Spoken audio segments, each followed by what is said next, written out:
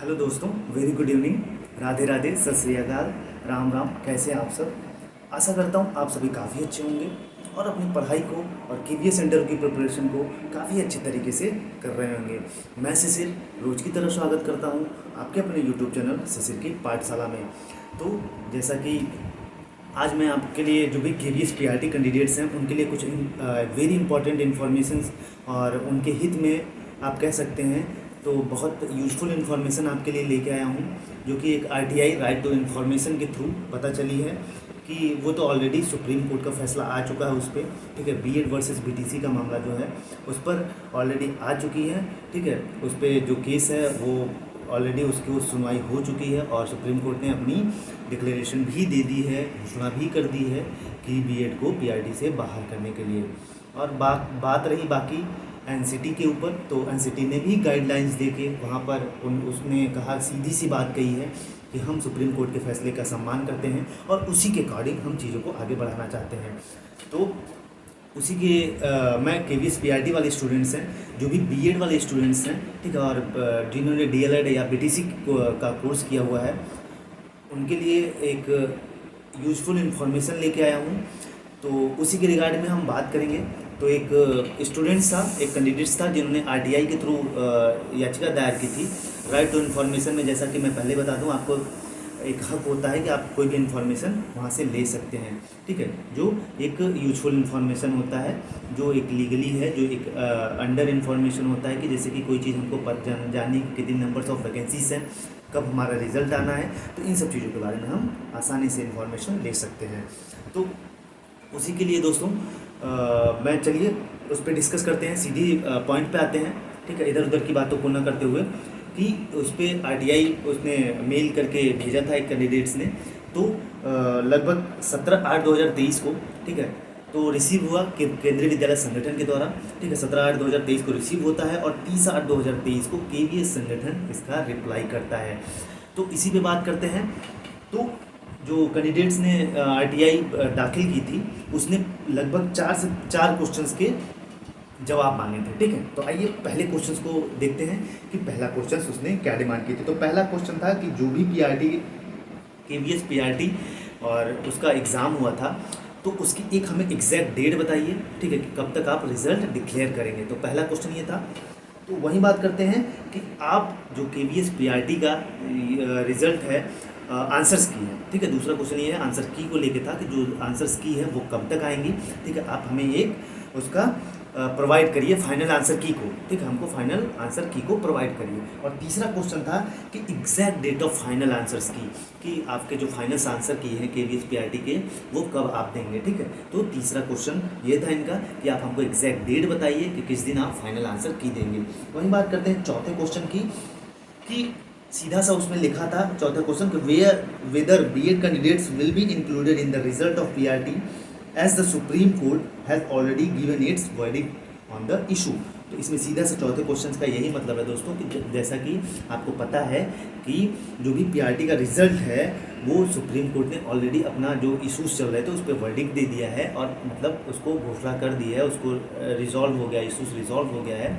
और वही बात करते हैं कि जैसा कि आपने ऑलरेडी नोटिफिकेशन में मेंशन कर रखा था कि कोई भी जो भी सुप्रीम कोर्ट का फैसला आएगा हम उसी के अनुसार काम करेंगे और वैकेंसीज को आगे बढ़ाएंगे। ठीक है, जो भी प्रोसेस होगा उसकी प्रक्रिया को आगे बढ़ाएंगे। तो ये 4 क्वेश्चन पूछे गए थे। पहला कि आप final exact date of result बताइए कि केवीएस पीआरटी का रिजल्ट कब देंगे। दूसरा क्वेश्चन, फाइनल आंसर्स की हमको प्रोवाइड कराइए। तीसरा क्वेश्चन, फाइनल आंसर्स की डेट बताइए कब आप डिक्लेयर करेंगे। वही बात करते हैं चौथा क्वेश्चन कि जैसा कि आपने नोटिफिकेशन में ऑलरेडी मेंशन कर रखा था कि हम बीएड का जो बीएड वर्सेस बीटीसी का मामला है, हम जब सुप्रीम कोर्ट का फैसला जो आएगा उसी के अनुसार हम प्रक्रिया को आगे बढ़ाएंगे। ठीक है, तो आइए अब केवीएस संगठन के द्वारा रिप्लाई क्या दिया गया। ठीक है, तो इस पर डिस्कस करते हैं कि केवीएस ने क्या रिप्लाई दिया।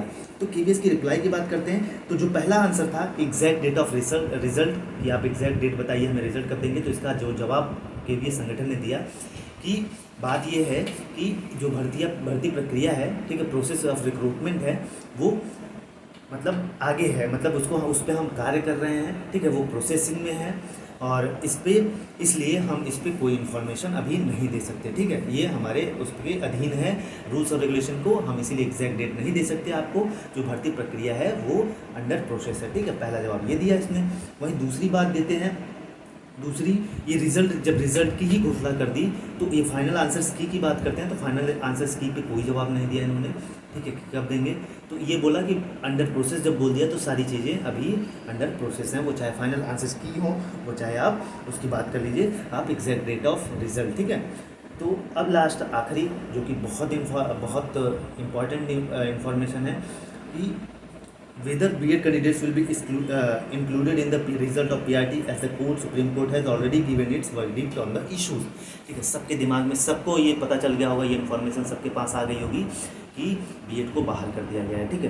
तो जैसा कि आपको ऑलरेडी पता है कि KVS ने जब अपना नोटिफिकेशन जारी किया था तो उसने ऑलरेडी मेंशन कर दिया था कि सुप्रीम कोर्ट के फैसले के अनुसार हम PRT का जो रिज़ल्ट है या जो भर्ती प्रक्रिया है उसी के अनुसार हम करेंगे। तो जैसा कि अब आपको पता है कि सुप्रीम कोर्ट ने ऑलरेडी अपना वर्डिक्ट, अपनी डिक्लेरेशन घोषणा कर दी है उसके इशू पे कि हम प्राथमिक से बाहर करते हैं, ठीक है, B.Ed को।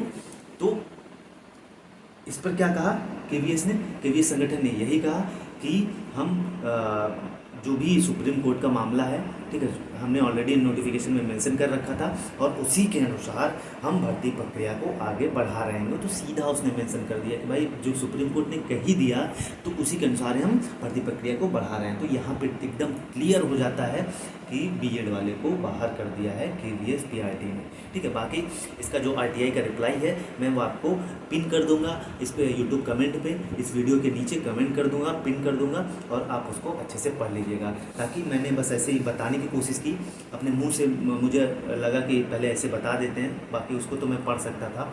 बाई फीस चीज़ें ज़्यादा क्लियर होती हैं। तो आई होप सो आपको अच्छे से समझ में आ गया होगा कि B.Ed को बाहर कर दिया उसने PRT से KVS ने, और जो भर्ती प्रक्रिया है उस पर आगे PRT को लेके DLED को लेके काम कर रहा है। और आई होप सो भगवान के उससे रक्षाबंधन भी तो बीत गया, और बात करते हैं कभी भी रिज़ल्ट आ सकता है आपका, कभी भी रिज़ल्ट घोषित हो सकती है आपको, ठीक है। लेकिन एग्जैक्ट डेट KVS ने नहीं बताया कि कब हम देंगे एग्जैक्ट डेट कि रिज़ल्ट कब घोषित करेंगे।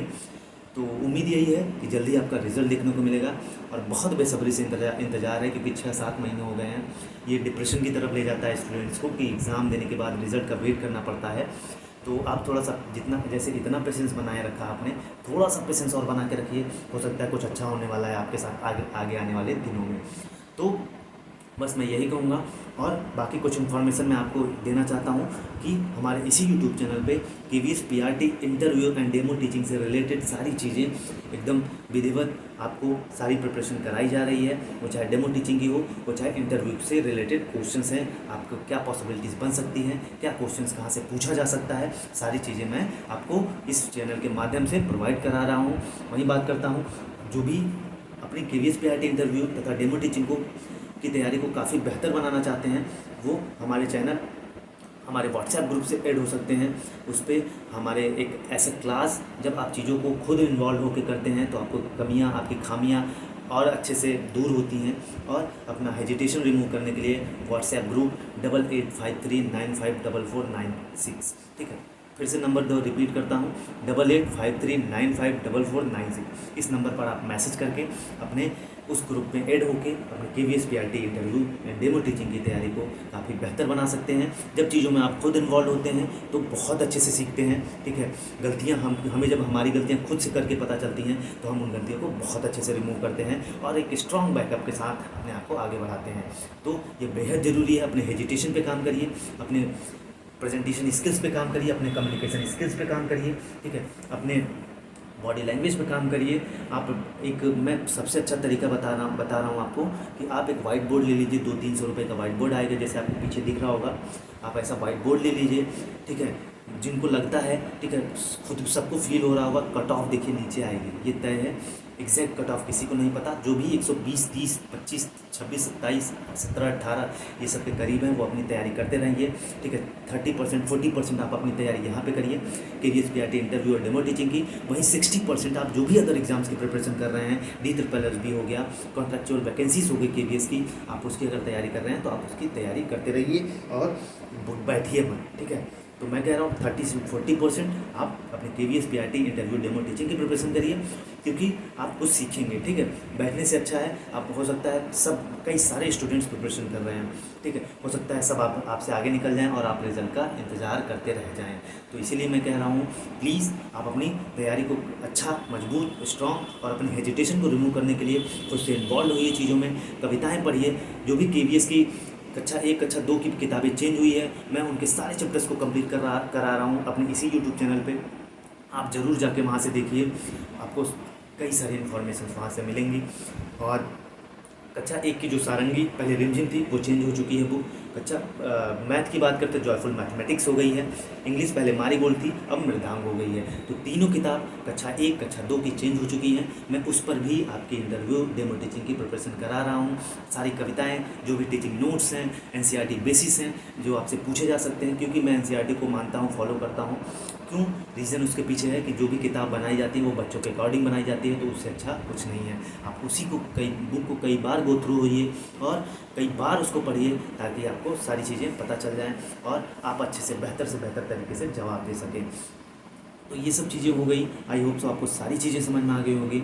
तो मैं आपको बता रहा हूँ ना कि आप खुद से चीज़ों को करिए। बहुत आप में खुद के अंदर बहुत इंप्रूवमेंट। कई स्टूडेंट्स हमारे ग्रुप से खुद का इंट्रोडक्शन पर वीडियो बनाया उन्होंने, वो बोल नहीं पाते थे, उन्होंने खुद वीडियो रिकॉर्ड करके हमें वीडियो के माध्यम से शेयर किया हमारे ग्रुप में, और काफ़ी अच्छा वो इम्प्रूव कर रहे हैं। उनके अंदर उनकी तरफ से फीडबैक काफ़ी अच्छा रहा है कि हाँ सर, सच में काफ़ी अच्छा इंप्रूवमेंट हमारे अंदर हो रहा है। तो खुद से चीज़ों को करिए। और वहीं अगली बात करते हैं कि मैंने देखा है कि आप यहाँ से जब कुछ प्रिपरेशन नहीं करते हैं, जब आप डायरेक्ट इंटरव्यू देने जाते हैं तो आप बोलना कुछ और चाहते हैं और आपके मुंह से निकलता कुछ और है। यही गलती होती है और यही छोटी मोटी गलतियों के कारण आप अपने इंटरव्यू से बाहर हो जाते हैं। तो मैं नहीं चाहता कि आप भी ऐसी गलतियां करें। बहुत सारे कैंडिडेट्स रिज़ल्ट का वेट कर रहे हैं, सोच रहे हैं रिज़ल्ट जैसे ही आएगा। देखिए, मैंने बता दिया कि रिज़ल्ट में देरी क्यों हो रही है, इस पर भी बात कर लेते हैं। रिज़ल्ट में देरी इसलिए हो रही है दोस्तों, क्योंकि जो भी ट्रांसफ़र्स का काम है वो चल रहा है। 15 से 20 दिन ट्रांसफ़र का हर टीचर्स को दिया जाता है टाइम। 15 से 20 दिन के लिए अंदर आप अपने स्कूल्स को ज्वाइन कर लीजिए। सारे टीचर ज्वाइन कर लेते हैं, वो लगभग होने वाला है, कंप्लीट हो गया है। वहीं बात करते हैं जिनका 5 साल हो चुका है, वो प्रिंसिपल्स के पद पर लगभग वो प्रमोशन उनका कई लोगों का टीचर्स का हो रहा है, उस पर भी काम हो रहा है। इसलिए काम हो रहा है, उससे हमें यह इन्फॉर्मेशन मिलेगी, KVS संगठन यह इन्फॉर्मेशन कलेक्ट करेगा कि कितने टीचर्स की वैकेंसी कहाँ पे खाली है, कि कहाँ पे रिक्वायरमेंट कितने टीचर्स की है, और उसके बेसिस पर वो डाटा कलेक्ट करके रिजल्ट देना चाहता है। तो यही सब काम हो रहा है, इसकी वजह से देरी हो रहा है। आपको इंटरव्यू की प्रिपरेशन के लिए बहुत ज़्यादा टाइम नहीं मिलेगा, इसलिए अभी से तैयारी काफ़ी अच्छे से करते रहिए, हंसते रहिए और अपनी तैयारी को काफ़ी अच्छे से आगे बढ़ाते रहिए। बैठने से अच्छा है हम कुछ सीखेंगे, कुछ सीखते हैं। वही मैं कह रहा हूँ ना, कुछ सीखना ज़्यादा ज़रूरी है, बैठने से लाख गुना अच्छा है, ठीक है।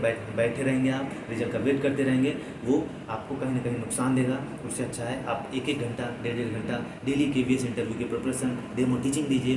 वीडियो के माध्यम से अपने आस पड़ोस भाई बहन जो भी छोटे बच्चे हैं उनके सामने बोलिए, अपने हेजिटेशन को रिमूव करिए, अपनी कम्युनिकेशन स्किल स्ट्रॉन्ग करिए और अपनी प्रेजेंटेशन स्किल्स स्ट्रॉन्ग करिए और अपने ड्रेसिंग सेंस को इम्प्रूव करिए फॉर्मल तरीके से, और अपने हर चीज़ को इम्प्रूव करिए। ओवरऑल इम्प्रूवमेंट आपको इंटरव्यू में क्रैक करने की काफ़ी मदद करेगी। तो इसलिए मैं कह रहा हूँ, बार बार कह रहा हूँ, आप ज़रूर करिए। अगर आपको ज्वाइन करना है तो आप फ्री ऑफ कॉस्ट में, कोई कॉस्ट नहीं है, बिल्कुल फ्री ऑफ कॉस्ट में सारी प्रिपरेशन कराई जा रही हैं।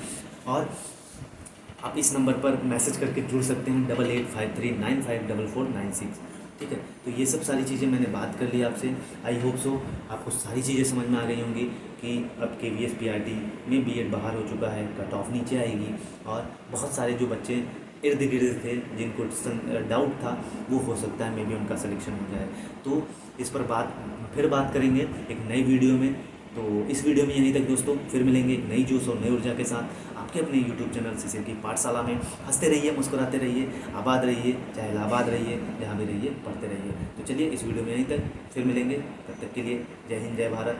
और once again all of you happy Raksha Bandhan, wish you very happy Raksha Bandhan to all. और